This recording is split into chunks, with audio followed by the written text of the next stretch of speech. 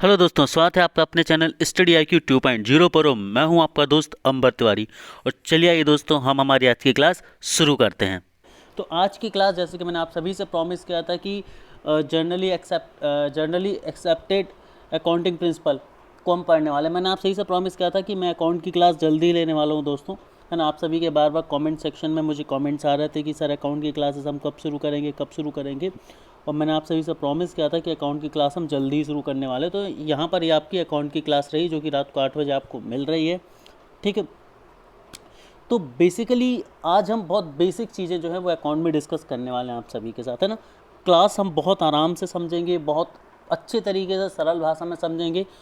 मैंने ये क्लास उन सभी बच्चों को ध्यान में रख कर बनाई है जो नॉन कॉमर्स बैकग्राउंड से हैं, ठीक है।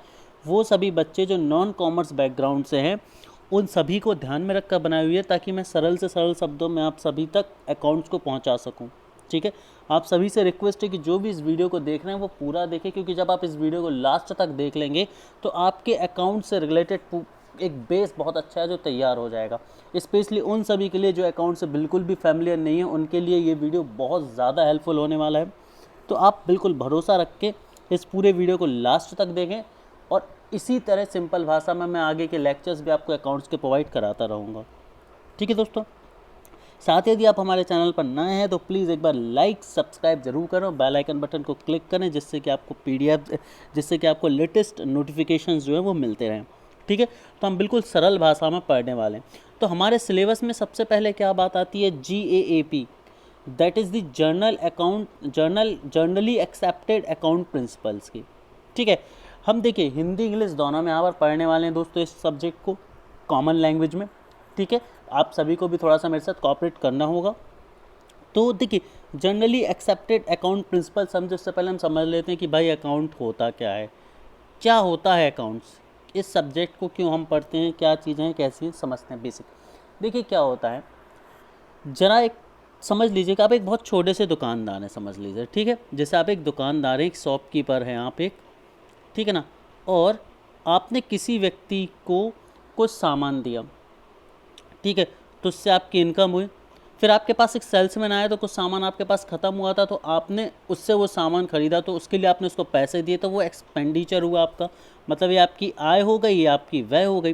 फिर आपने शाम को क्या देखा कि भाई मैंने इतना पैसा धंधे में लगाया, इतना पैसा मैंने खर्च किया, तो मेरा लाभ या हानि कितना हुआ, मेरा लॉस या प्रॉफिट कितना हुआ मेरा, तो आपने ये देखा।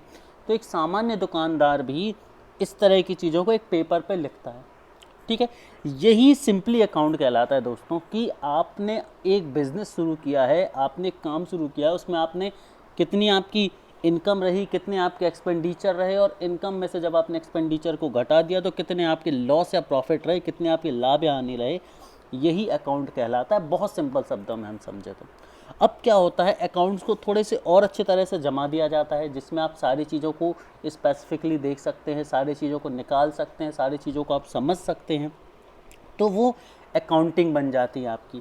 अब अकाउंटिंग में बहुत सारे जो रूल्स हैं, रेगुलेशंस हैं, वो अप्लाई कर देते हैं। जैसे कि हर एक धर्म होता है या हर एक सब्जेक्ट होता है, उसके अपने अलग रूल्स होते हैं, है ना। जैसे मैथ्स में अपने रूल्स होते हैं, साइंस में अपने रूल्स होते हैं, वैसे ही अकाउंट में भी कुछ अपने रूल होते हैं, और जो रूल होते हैं उन्हें ही हम बोलते हैं जनरली एक्सेप्टेड अकाउंटिंग प्रिंसिपल।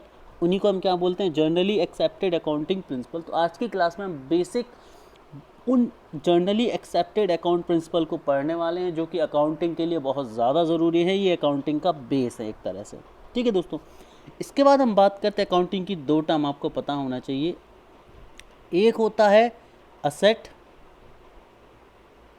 और एक होता है लायबिलिटीज़, ठीक है। असेट मतलब लेनदारियाँ और लायबिलिटीज़ मतलब देनदारियाँ। मतलब आपके पास, यदि आपके पास कोई पैसा रखा हुआ है जो आपका है, जो आपको किसी को नहीं देना, वो आपका असेट है ना। जैसे कि आपका एक घर एक असेट है, आपके पास आपके खुद की जो डिपॉजिट रखी हुई है, जो पैसे आपने बचत करके रखी हुई है, वो आपका असेट है, ठीक है। लेकिन जो आपकी देनदारियाँ हैं, फॉर एग्जांपल आपने किसी से 50,000 रुपये उधार लिए, तो अभी वो आपके पास हैं, तो आप उसे अपना असेट नहीं बोल सकते, वो आपकी लायबिलिटी है। क्यों है, क्योंकि आपको किसी को वो वापस देना है। तो वो चीज़ जो आपने कुछ कम समय के लिए ली है और आपके पास रखी है, और बाद में उसे आपको वापस कर देना है किसी को, तो वो आपकी लायबिलिटी बन जाती है। मतलब जब भी आप किसी से उधार लेते हैं तो वो आपकी लायबिलिटी है, जब भी आप किसी को पैसा दे रहे होते हैं ना तो वो एक टाइप से आपका असेट रहता है। ठीक है, तो असेट और लायबिलिटी जो टर्म है ये आपको समझ आ गई होगी, क्योंकि अकाउंट की भाषा में असेट और लायबिलिटी को समझना बहुत ज़्यादा ज़रूरी है। ठीक है दोस्तों, तो यहाँ पर हमने दो चीज़ें समझी। पहली चीज़ तो हमने समझी कि अकाउंट्स क्या होते हैं। तो किसी भी व्यवसाय में आय व्यय लाभ हानि का जो लेखा जोखा होता है, इसको पढ़ने का तरीका, लिखने का तरीका, समझने का तरीका, यह अकाउंटिंग कहलाती है। और इसको लिख के रखना बही खातों में, ये अकाउंट्स कहलाते हैं। और ये प्रथा बहुत पुराने समय से चली आ रही है और यही अकाउंट है। अब मॉडर्न तरीके से इसमें कुछ नियम जोड़ दिए गए हैं, कुछ एडवांसमेंट जोड़ दिए गए हैं, तो ये अकाउंटिंग के कुछ नए नए प्रिंसिपल इसमें आते गए और इस सब्जेक्ट को और अच्छा बनाते गए। अब बहुत सारे स्टूडेंट्स को लगता है कि जो अकाउंटिंग है वो टफ है या अकाउंटिंग बोरिंग सब्जेक्ट है, तो ऐसा बिल्कुल भी नहीं है। अकाउंटिंग एक बहुत ज़्यादा इंटरेस्टिंग सब्जेक्ट है। आगे बढ़ते हैं, तो सबसे पहले हम बात करते हैं जर्नल प्रिंसिपल ऑफ अकाउंटिंग की, जो कि हमारा मेन सिलेबस के अंतर्गत आता है। अब जर्नल प्रिंसिपल ऑफ अकाउंटिंग एक टर्म नहीं है, ये अपने आप में एक बहुत वास्ट चीज़ है, एक बहुत बड़ा पहलू है जिसे हम अपनी कई क्लासेस में समझने वाले हैं आगे अलग अलग सब टॉपिक्स के साथ। बट सबसे पहले हम जर्नल प्रिंसिपल ऑफ अकाउंटिंग को समझने की कोशिश करते हैं कि जर्नल प्रिंसिपल ऑफ अकाउंटिंग क्या है। तो जैसी पर डेफिनेशन मैंने लिख दी हुई है कि the basic consumption and rules and principles which works as a basis of record of the business are preparing account। तो वो assumption मतलब मान्यताएं, वो नियम या वो सिद्धांत, वो सभी assumption, रूल्स या प्रिंसिपल वो जो किसी भी बिजनेस के अंदर रिकॉर्ड्स बनाने के लिए, खाते बनाने के लिए उपयोग किए जाते हैं, उनको हम बोलते हैं जर्नल प्रिंसिपल ऑफ अकाउंटिंग। मतलब वो सारे मान्यताएं, नियम तथा सिद्धांत जो किसी भी बिजनेस में खाते बनाने के लिए उपयोग की जाती है, उसे ही हम क्या बोलते हैं, उसे ही हम बोलते हैं journal principle of accounting. Hindi और इंग्लिश वाले परेशान ना हो, मैं हिंदी में भी समझाऊंगा, इंग्लिश में भी समझाऊंगा, बस आप धैर्य रख के समझते रहें इसके। ठीक है, तो जर्नल प्रिंसिपल ऑफ अकाउंटिंग क्या होता है, हम इसे एक बार और आसान शब्दों में समझ लेते हैं। वो ये होता है कि जो मान्यताएं हैं, अजम्पशन हैं, जो रूल्स हैं या जो प्रिंसिपल हैं जिनका की उपयोग होता है किसी भी बिज़नेस में रिकॉर्ड को बनाने में, किसी भी बिज़नेस के अकाउंट्स को बनाने में, जिनका उपयोग किया जाता है, जिनको फॉलो किया जाता है, उन्हें हम बोलते हैं जर्नल प्रिंसिपल ऑफ अकाउंटिंग। ठीक है, बहुत सिंपल भाषा में हमने जर्नल प्रिंसिपल ऑफ अकाउंटिंग की परिभाषा को समझा। अब आगे हम बात करते हैं कि इसमें फंडामेंटल अकाउंटिंग अजम्पशन कौन कौन से होते हैं। अब क्या होता है, जब भी हम किसी सब्जेक्ट को पढ़ते हैं, किसी भी किताब को पढ़ते हैं या किसी भी चीज़ को देखते हैं, तो उसके कुछ नियम होते हैं जिन पर वो टिका होता है, कुछ आधार होते हैं जिन पर वो रखा होता है वो चीज़, है ना। तो वैसे ही अकाउंट का भी आधार है, जिन्हें हम बोलते हैं फंडामेंटल अकाउंटिंग अजम्पशन। मतलब कुछ मान्यताएं हैं जो पुराने समय से चली आ रही हैं अकाउंट में, अकाउंटेंसी में, जिनको कि पालन अभी भी किया जाता रहा है और आगे भी किया जाता रहेगा, उन्हें हम बोलते हैं फंडामेंटल अकाउंटिंग अजम्पशन। और अब देखिए, आज की जो क्लास है यहाँ से मैं आपसे गारंटीड बोल सकता हूँ कि एक क्वेश्चन ज़रूर फंसेगा। उसके पीछे रीज़न है कि यहाँ से क्वेश्चन आए हैं और यहाँ से क्वेश्चन आते रहेंगे। यदि ये क्लास आपने समझ ली तो कम से कम एक क्वेश्चन तो 100% जो है वो आप अटैम्प्ट करके आने वाले हैं, बिल्कुल सही। ठीक है, तो फंडामेंटल अकाउंटिंग अजम्पशन हम पढ़ने वाले हैं। हमने बात करी अजम्पशंस की, रूल्स की और प्रिंसिपल की। तो हम पहले अजम्पशंस पढ़ेंगे, फिर हम प्रिंसिपल पढ़ेंगे, जिन्हें हम बोलेंगे जर्नल प्रिंसिपल्स। तो सबसे पहले हम अजम्पशन समझने वाले हैं, फिर हम प्रिंसिपल पे पहुंचेंगे। ठीक है ना। तो फंडामेंटल अकाउंटिंग अजम्पशन कौन कौन से होते हैं, तो देखिए दोस्तों, फंडामेंटल अकाउंटिंग अजम्पशन 3 तरह के माने गए हैं, जो पुराने समय से अकाउंट में चले आ रहे हैं, जिनको अभी भी क्या किया जा रहा है, फॉलो किया जा रहा है, जिनको अभी भी माना जा रहा है। तो एक पहला अकाउंटिंग अजम्पशन है, मान्यता है, वो है गोइंग कंसर्न अजम्पशन। दूसरा है कंसिस्टेंसी अजम्पशन और तीसरा है एक्यूरल अजम्पशन। ये 3 तरह के जो अजम्पशन हैं ये अकाउंटेंसी में चलते हैं। एक है गोइंग कंसर्न अजम्पशन, दूसरा है कंसिस्टेंसी अजम्पशन और तीसरा है एक्यूरल अजम्पशन। ये 3 तरह की अजम्पशन या मान्यताएं जो हैं वो अकाउंटेंसी में चलती हैं। ठीक है, अब इन तीनों को हम 1 बाय 1 पढ़ने वाले हैं। लेकिन उससे पहले मान लीजिए एक अकाउंट है, एक कंपनी है जो अकाउंट बना रही है, तो जब भी कोई अकाउंट बनाया जाता है तो उसमें इन तीन में से कोई ना कोई एजम्पशन जरूर यूज़ होता है। तो यदि किसी भी अकाउंट को बनाने में इन अजम्पशंस का उपयोग किया गया है तो डिस्क्लोज़र देने की ज़रूरत नहीं है, मतलब इस चीज़ को बताने की ज़रूरत नहीं है पब्लिकली कि हमने उपयोग किया है। क्यों? क्योंकि उपयोग करना एक सामान्य प्रथा है अकाउंटेंसी की, एक जनरल प्रिंसिपल है जो फॉलो करना चाहिए, और यदि आप कर रहे हैं तो कोई दिक्कत की बात नहीं है। लेकिन यदि आपने इन अजम्पशंस को फॉलो नहीं किया है तो आपको डिस्क्लोज़र देना पड़ेगा, आपको पब्लिकली बताना पड़ेगा कि आपने इनमें से किसी को भी उपयोग नहीं किया है। तो बात समझ आ गई? यदि आपने फंडामेंटल अजम्पशन उपयोग करें तो आपको किसी को पब्लिकली बताने की ज़रूरत नहीं है, लेकिन यदि आपने नहीं किए हैं तो फिर आपको डिस्क्लोज़र देना पड़ेगा, बताना पड़ेगा। ठीक है दोस्तों, तो यहाँ पर हमने बात कर ली कि कितने टाइप के अजम्पशन होते हैं। 3 अजम्पशन होते हैं: going concern assumption, consistency assumption and accrual assumption. यदि आपने अपने खातों में इनका उपयोग किया है अजम्पशन का तो कोई दिक्कत नहीं, आपको डिस्क्लोज़र नहीं देना है। लेकिन यदि आपने इनका उपयोग नहीं किया है तो आपको डिस्क्लोज़र देना पड़ेगा, आपको बताना पड़ेगा कि आपने उपयोग नहीं करके रखा है इसे। ठीक है, तो अब हम सबसे पहले बात करने वाले हैं गोइंग कंसर्न अजम्पशन की। ठीक है, गोइंग कंसर्न अजम्पशन की हम बात करने वाले हैं। तो गोइंग कंसर्न अजम्पशन क्या होता है? गोइंग कंसर्न अजम्पशन क्या होता है, मैं आपको पहले ही बता चुका हूँ कि ये जो अजम्पशन है ये पहले से माने हुए हैं, जो अभी तक चले आ रहा है और इनका उपयोग खाते बनाने में, अकाउंट्स बनाने में यूज़ होता रहता है। तो सबसे पहला जो है ये है going concern assumption. Going concern assumption ये बोलता है कि जब भी कोई बिजनेस होता है तो वो अनलिमिटेड टाइम तक चलता रहता है। मतलब एक जो बिज़नेस होता है वह अनलिमिटेड टाइम तक चलता रहता है और उसे आगे चलते रहना चाहिए, उसे बंद नहीं होना चाहिए। ठीक है, गोइंग कंसर्न अजम्पशन यही कहता है। यहाँ पर आप डेफिनेशन में पढ़ भी सकते हैं कि according to going concern assumption the company or any business will continue over a period of time and it will not stop operation and there will not be intention to wind it up। मतलब ये एक समय तक चलते ही रहना चाहिए और इसे बंद नहीं होना चाहिए, इसके ऑपरेशंस को, ना ही ऐसा कोई इंटेंशन होना चाहिए इसे बंद करने का। तो गोइंग कंसर्न अजम्पशन ये बोलता है कि एक जो बिज़नेस होता है वह एक अनलिमिटेड पीरियड के लिए चलता रहेगा।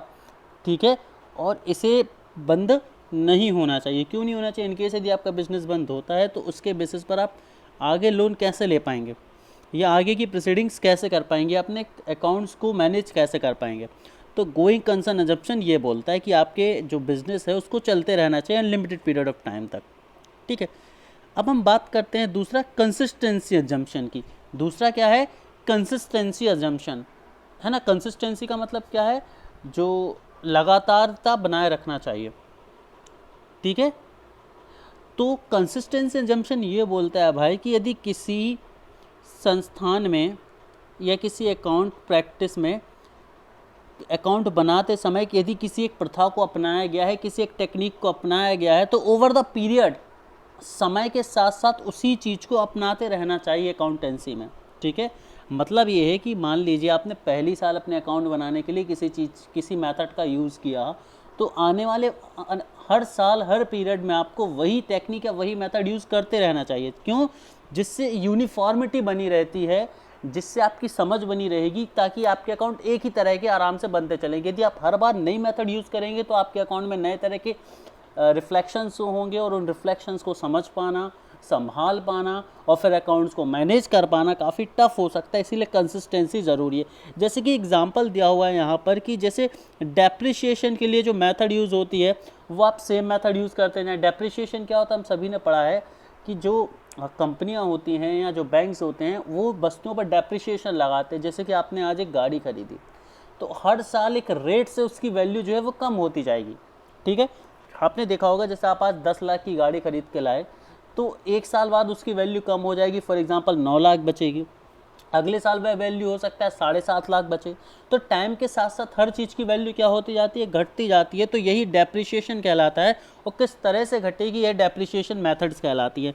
तो बहुत सारी मेथड्स अवेलेबल हैं। तो एक एग्जांपल बता रहा हूँ मैं डेप्रिसिएशन के थ्रू कि मान लीजिए कि आपने अपने अकाउंट्स बनाने के लिए डेप्रिसिएशन के लिए कोई एक मेथड यूज़ करी है, तो आपको continuously over the period of time उसी मेथड को डेप्रिसिएशन के लिए यूज़ करते रहना चाहिए, जिससे कि आपके अकाउंट्स में यूनिफॉर्मिटी बनी रहेगी, एक रूपता बनी रहेगी और आप उसे आसानी से समझ पाएंगे और आने वाले सालों के लिए और पिछले गुजरे हुए सालों के लिए, for the following years and for the preceding year, for the previous years, आप कंपैरिजन आसानी से कर पाएंगे। यदि आप आने वाले मेथड, अगली मेथड अलग यूज़ करेंगे, पिछली अलग यूज़ करेंगे, करंट में अलग यूज़ करेंगे, तो फिर शायद आपको चीज़ों को तुलना करने में, समझने में, उनके कंपैरिजन में, अपने प्रॉफिट एंड लॉस अकाउंट बनाने में काफ़ी दिक्कत आएगी।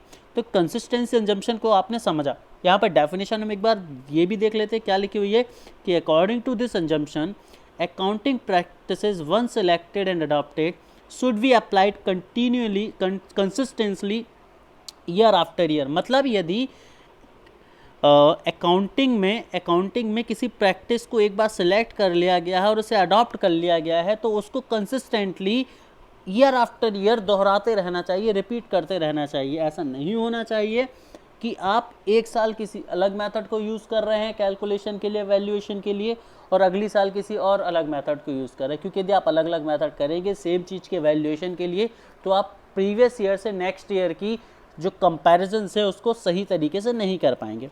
ठीक है दोस्तों, तो ये कंसिस्टेंसी एजम्पशन हुआ आपका, कंसिस्टेंसी एजम्पशन हुआ आपका। चलिए, तो इसका मतलब ये होता है कि यदि आपने कंसिस्टेंसी का मतलब क्या होता है, repeat one thing again and again. Consistency का मतलब ये होता है ना, repeat one thing again and again. तो यदि आप किसी एक चीज़ को, किसी एक मेथड को अप्लाई कर रहे हैं अपने अकाउंट्स बनाने में, तो आपको उसे रिपीट करते रहना चाहिए साल दर साल। आगे बढ़ते हम तीसरे और आखिरी हमारा जो एजम्पशन है जिसको हम बोलते हैं एक्यूरल एजम्पशन, उसकी तरफ चलते हैं। एक्यूरल एजम्पशन की तरफ हम चलते हैं। इसकी डेफिनेशन से समझाऊँ उससे पहले मैं आपको बहुत सरल भाषा में एक्यूरल एजम्पशन समझा देता हूँ। मान लीजिए आपने कोई बिज़नेस चालू किया और उसमें जो आपको पैसा मिला या उसका जो सेटलमेंट हुआ वो बाद में हुआ, तो अब आप अपने रिकॉर्ड्स कब से लिखना चालू करेंगे, अपने अकाउंट्स कब से लिखना चालू करेंगे, जब से कि वो बिज़नेस शुरू हुआ या जब उसका सेटलमेंट हो गया या आपको कैश मिलना चालू होगा। तो एक्यूरल एजम्पशन यही बोलता है कि जब आप किसी प्रोसेस में जाते हैं, किसी बिज़नेस में जाते हैं, तो जब से बिज़नेस शुरू हुआ है या जब से आप उस बिज़नेस में गए हैं आपको अकाउंट तब से लिखने हैं, ना कि तब से जब से उसका सेटलमेंट हुआ है। ठीक है, तो अब इस चीज़ को जरा हम डेफिनेशन से पढ़ लेते हैं जो यहाँ पर लिखी हुई है कि according to the accrual assumption a transaction is recorded in the books of accounts at the time when it is entered into the business. मैंने यहाँ पर हाईलाइट करके लिखी हुई हैं जो इंपॉर्टेंट चीज़ें हैं। ठीक है, not when the settlement is done. मतलब क्या है, according to the accrual assumption a transaction is recorded in the books of accounts at the time when it is entered into the business। इसका मतलब यह है कि कोई भी ट्रांजेक्शन अकाउंट्स बुक में तब से लिखा जाएगा जब से कि वो बिजनेस में एंटर हुआ है, ना कि तब से जब से उसका सेटलमेंट हुआ है या जब उसका कैश हुआ है। ठीक है, जब उस चीज़ के लिए आपको कैश प्राप्त हुआ है तब से नहीं, जब से आपने उसको शुरू किया हुआ है। ठीक है, इसके लिए कुछ एग्जाम्पल ले लेते हैं। जैसे कि मान लीजिए आपने कोई चीज़ को सेल किया मार्च में। कब सेल किया? मार्च में। लेकिन आपको उसके लिए जो मनी है या जो कैश है रिसीव हुआ मई में, मतलब आपका सेटलमेंट कंप्लीट कब हुआ है? मई में। तो आप अपने ट्रांजैक्शंस कब से लिखेंगे? आप अपने ट्रांजैक्शन मई से नहीं लिखेंगे। ऐसा नहीं है कि आपको मई में सेटलमेंट हुआ तो आप अपने ट्रांजैक्शन मई से लिखेंगे, नहीं। आप अपने ट्रांजैक्शन जो है वो मार्च से लिखना शुरू करेंगे। क्यों? क्योंकि आप इस बिज़नेस में मार्च में एंटर कर गए थे। ठीक है, आप अपने बिजनेस में कब एंटर कर गए थे? मार्च में एंटर कर गए थे। ठीक है, यहाँ पर दूसरा और है कि आपका मान लीजिए आपका जो रेंट है वो फरवरी का ड्यू है और इसको मार्च में पे किया गया, तो इस केस में क्या होगा? इस केस में जो ट्रांजैक्शन होगा वो फरवरी से लिखा जाएगा, ना कि मार्च से। ठीक है, चलिए, तो अब ये चीज़ इंपॉर्टेंट क्यों है? ये कंसेप्ट इंपॉर्टेंट क्यों है? ये कंसेप्ट इसलिए इम्पॉर्टेंट है क्योंकि जो एसेट होते हैं या जो लायबिलिटी होती हैं या जो इनकम होते हैं और या जो एक्सपेंडिचर होते हैं, ठीक है, इन्हें तब से ट्रैक करना चाहिए, तब से रिकॉर्ड्स में लेना चाहिए जब से ये ट्रांजैक्शन में एंटर करते हैं। एसेट, लायबिलिटी, इनकम और एक्सपेंसेस को हमें तब से रिकॉर्ड करना चाहिए जब से ये ट्रांजैक्शंस बिजनेस में एंटर करते हैं। तभी आप अपनी बैलेंस शीट्स को, अपने अकाउंट्स को सही तरीके से बना पाएंगे, उन्हें कंपेयर कर पाएंगे, सही तरीके से आप अपने एसेट लायबिलिटी को डेप्रिशिएट कर पाएंगे।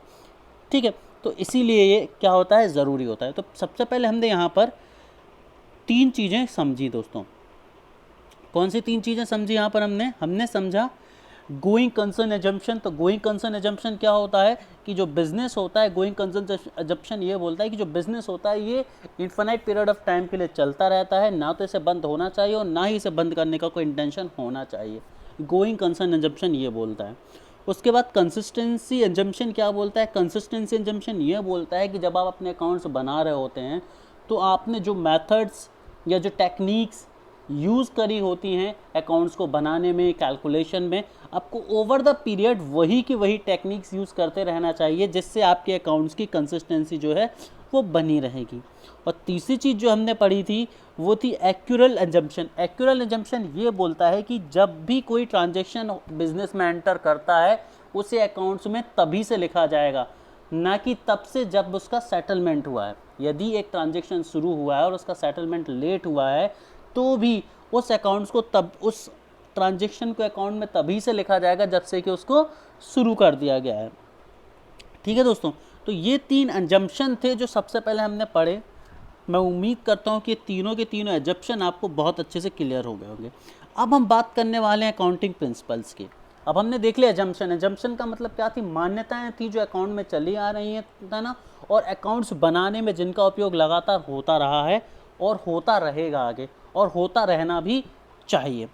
तो पहले तो हमने देख लिया वो सारे के सारे एजम्पशन, मान्यताएं। अब हम देखने वाले हैं अकाउंटिंग प्रिंसिपल कौन कौन से हैं जिनका कि उपयोग किया जाता है खाते बनाने में। अकाउंटिंग प्रिंसिपल्स का मतलब अब ये वो प्रैक्टिकल अप्रोचेस हैं जिनका कि उपयोग किया जा रहा है करेंट समय में अकाउंट्स बनाने में, बिजनेसेस में, बैलेंस शीट्स में। तो हम बात करें, अकाउंटिंग प्रिंसिपल भी 3 होते हैं। अकाउंटिंग प्रिंसिपल भी 3 होते हैं, कंफ्यूज नहीं होना है एजम्पशंस में और प्रिंसिपल में। अकाउंटिंग जो एजम्पशंस थे वो भी 3 थे और यहाँ पर प्रिंसिपल हैं वो भी 3 है। प्रिंसिपल कौन कौन से हैं? पहला है अकाउंटिंग एंटिटीज़, दूसरा है मनी मेजरमेंट और तीसरा है अकाउंटिंग पीरियड। ठीक है, अकाउंटिंग एंटिटीज़, मनी मेजरमेंट और अकाउंटिंग पीरियड, ये 3 जो है ये सामान्य प्रिंसिपल हैं आपके अकाउंटिंग के। अकाउंटिंग को अच्छे से चलाने और समझने के लिए इन तीनों का उपयोग होता है। तो सबसे पहले हम समझने वाले हैं पहले प्रिंसिपल को, जो कि अकाउंटिंग एंटिटी प्रिंसिपल। सबसे पहले हम समझने वाले हैं हमारे पहले प्रिंसिपल को, जो कि अकाउंटिंग एंटिटी प्रिंसिपल।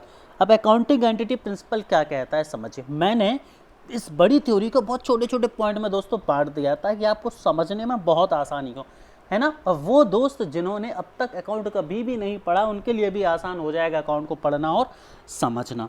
तो देखिए, इसको थ्योरी को पढ़ें, थोड़ी देर के लिए थ्योरी को भूल जाए और मेरी बात सुनिए। अकाउंट एंटिटी प्रिंसिपल क्या बोलता है, ये सबसे इंपॉर्टेंट एक ही बात बोलता है और उस एक बात पर एम्फेसाइज किया जाता है, उस एक बात पर जोर बार बार दिया जाता है। ठीक है, वीडियो दोस्तों पूरा देखें क्योंकि इस वीडियो के लास्ट तक आपका पूरे डाउट जो है बेसिक तो बिल्कुल तरह से क्लियर हो जाएगा। आप कहीं से भी समझना शुरू कर देंगे अब अकाउंट को, यदि आपने इस वीडियो को पूरा देख लिया, क्योंकि मैंने इतनी सरल शब्दों में बेसिक चीज़ों को यहाँ पर पिक किया है। तो देखिए, ये जो अकाउंट एंटिटी प्रिंसिपल है, ये सबसे इंपॉर्टेंट लाइन जो बोलता है वो ये बोलता है कि भाई एक बिजनेस में बिजनेस और ऑनर दोनों अलग अलग चीज़ें हैं। बिजनेस और ऑनर दोनों अलग अलग चीज़ें हैं और ये 2 अलग अलग सेपरेट एंटिटी हैं, ये 2 अलग अलग लोग हैं, 2 अलग अलग चीज़ें हैं, इनको एक नहीं माना जा सकता। एक बिजनेस में बिजनेस एक अलग चीज़ है और जो ऑनर है, जो मालिक है उसका भाई व्यापार का, वो एक अलग है। ये दोनों अलग अलग हैं। ठीक है, और यहाँ पर जो बिजनेसमैन होता है, जो ऑनर होता है, उसे हम क्रेडिटर बोलते हैं। क्रेडिटर क्यों बोलते हैं? क्योंकि भाई वो बिजनेस में पैसा लगाता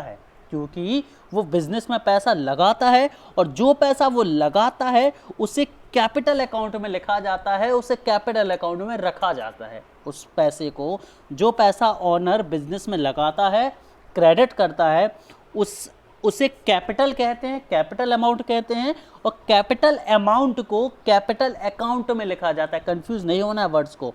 जो पैसा ऑनर लगाता है उसे कैपिटल कहते हैं और कैपिटल अमाउंट को कैपिटल अकाउंट में रखा जाता है।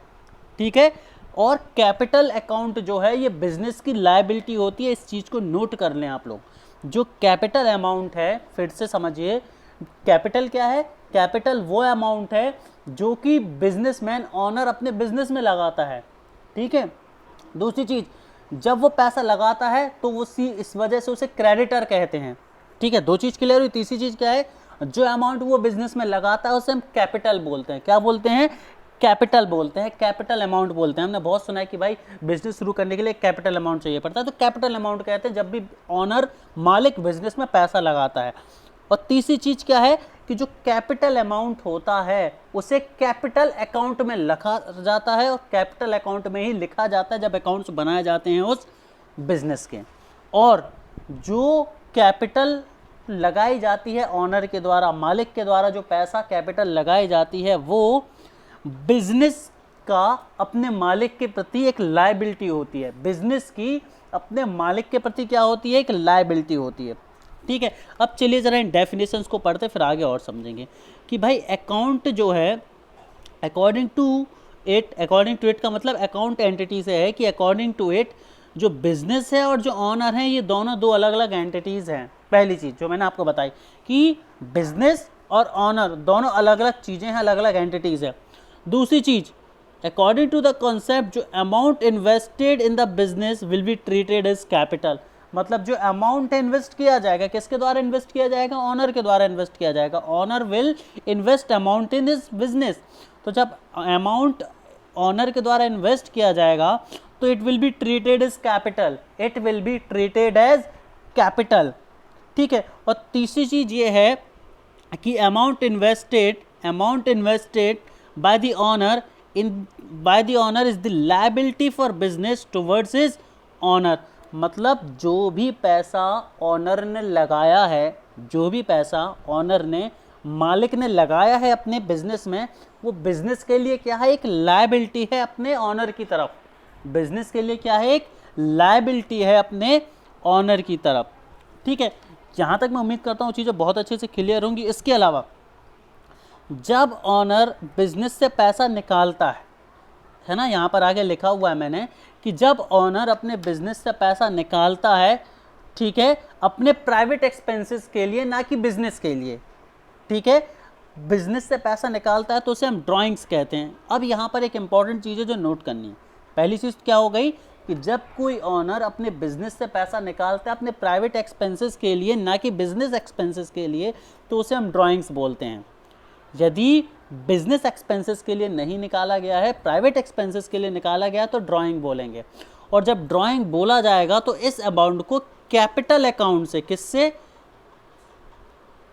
कैपिटल अकाउंट से डेबिट किया जाएगा। क्या किया जाएगा? डेबिट किया जाएगा। जब भी ड्राइंग होगी, ड्राइंग का मतलब क्या है?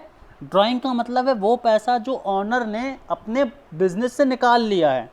ऑनर ने जो पैसा अपने बिजनेस से निकाल लिया है वो क्या है? ड्राइंग्स हैं।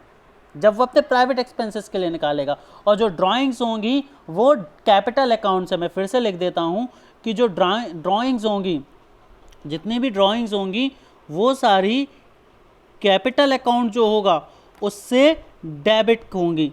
कैपिटल अकाउंट से क्या होंगी? डेबिट होंगी। दूसरी चीज़ आपको यहाँ पर याद रखनी है कि यदि कोई ऑनर अपने बिजनेस पर्पस के लिए पैसा निकालता है तो वो ड्राइंग नहीं कहलाएगी, अब वो इन्वेस्टमेंट कहलाएगी। यदि प्राइवेट एक्सपेंसेस के लिए निकालता है तो वो ड्राइंग है, और यदि अपने बिजनेस के लिए निकालता है तो वो इन्वेस्टमेंट है। वो क्या है? इन्वेस्टमेंट्स हैं। स्टिल कैपिटल अकाउंट से ही अमाउंट डीआर तब भी होगा। ड्राइंग के केस में भी कैपिटल अकाउंट से डीआर होगा, और इन्वेस्टमेंट के केस में भी कैपिटल अकाउंट से डीआर होगा, ठीक है। तभी तो उसे हम दिखा पाएंगे एज एन एक्सपेंडिचर। यदि कैपिटल अकाउंट से अमाउंट डेबिट नहीं होगा तो वो एक्सपेंडिचर वाले सेक्शन में नहीं पहुंचेगा।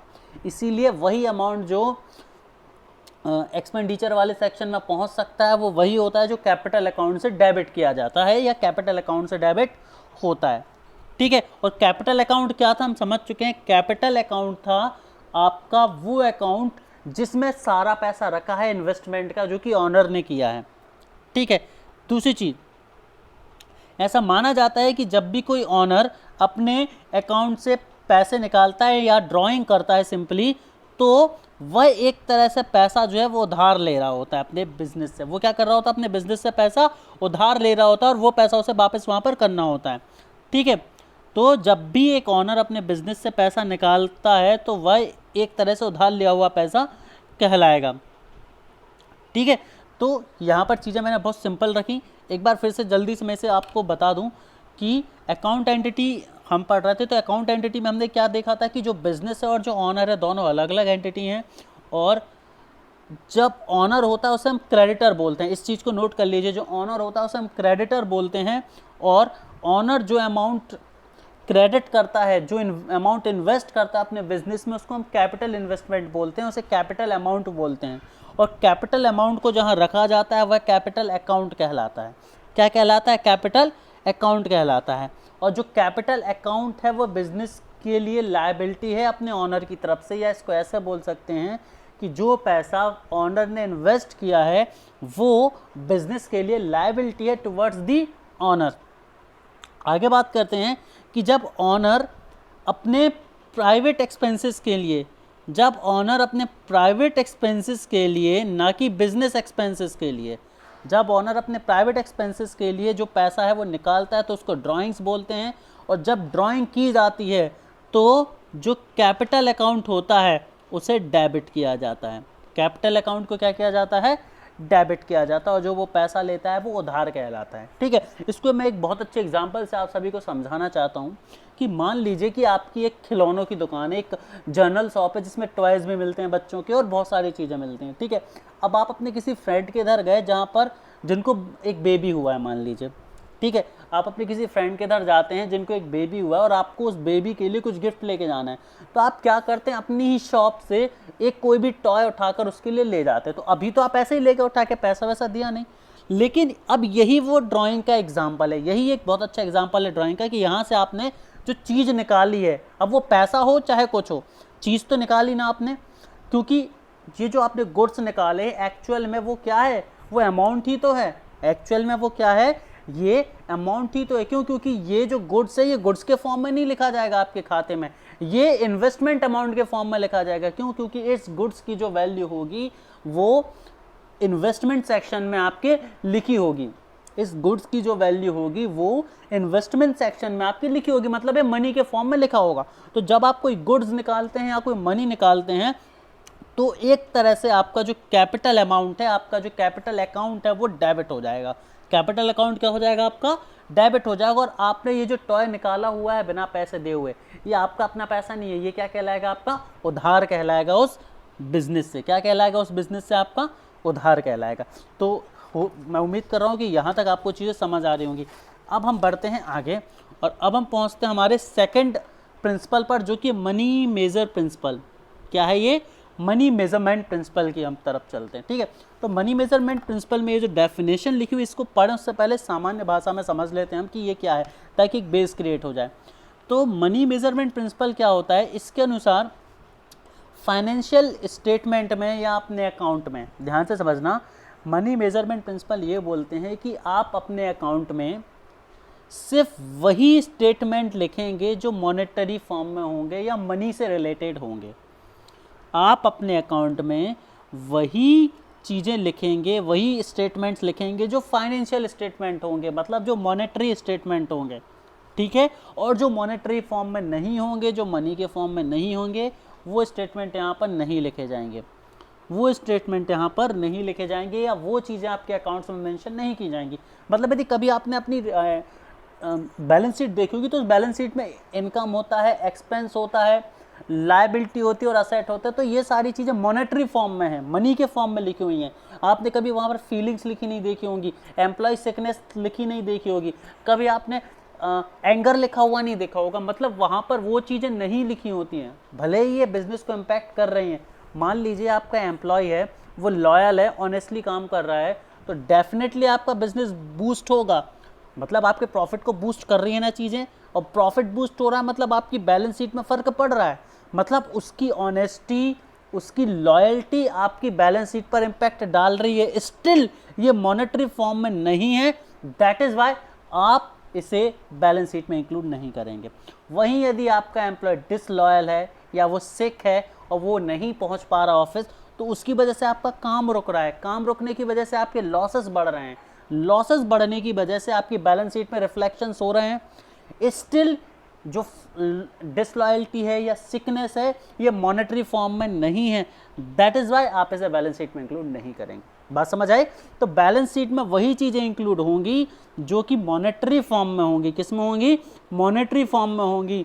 और यदि मॉनेटरी फॉर्म के अलावा किसी और फॉर्म में है, even though they are affecting your balance sheet, still आप उसे अपने अकाउंट में नहीं रखेंगे।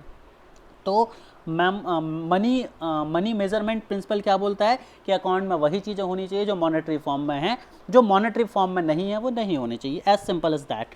अब जरा डेफिनेशन को हम पढ़ लेते हैं जो लिखी हुई है, क्योंकि ये भी ज़रूरी है दोस्तों कि अकॉर्डिंग टू द मनी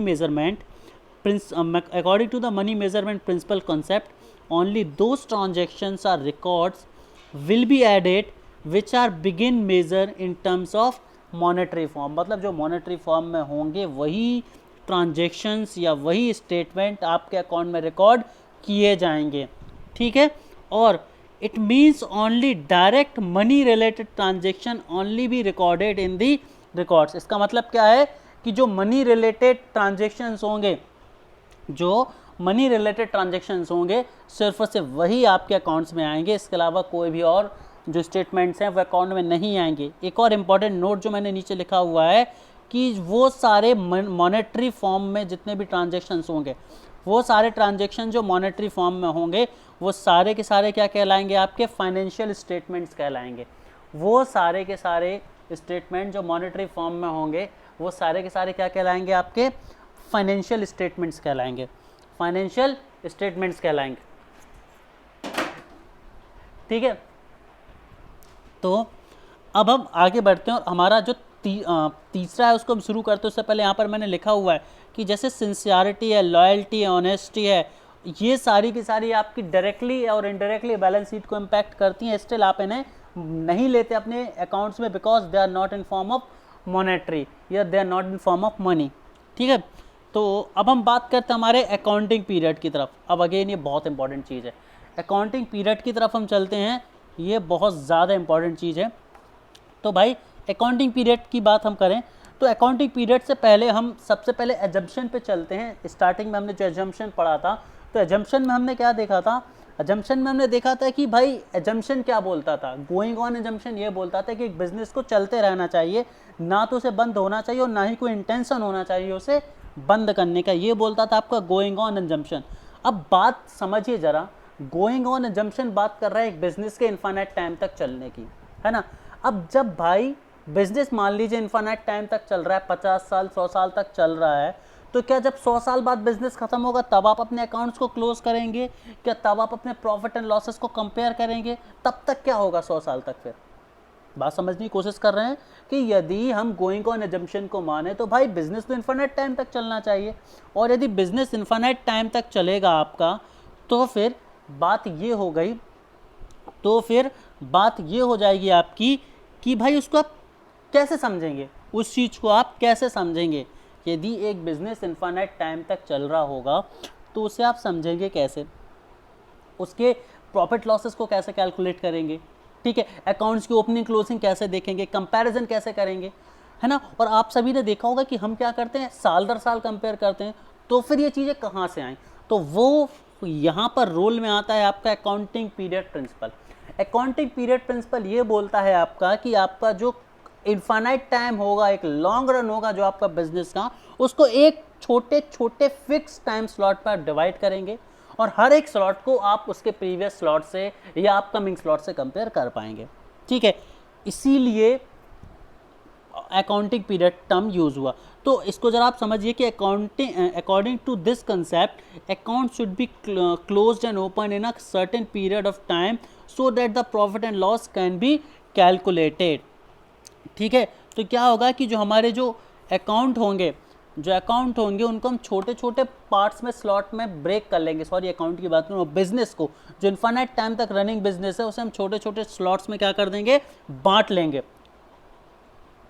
जब हम छोटे छोटे स्लॉट्स में बांट लेंगे तो हर एक स्लॉट जो होगा वो इक्वल टाइम ऑफ पीरियड का होगा, हर एक स्लॉट जो होगा वो इक्वल टाइम ऑफ पीरियड का होगा, जिसमें आप इनिशियल टाइम में अपने अकाउंट्स को ओपन करा करेंगे, फाइनल टाइम में अपने अकाउंट्स को क्लोज कर दिया करेंगे उस सर्टेन पीरियड ऑफ टाइम के लिए।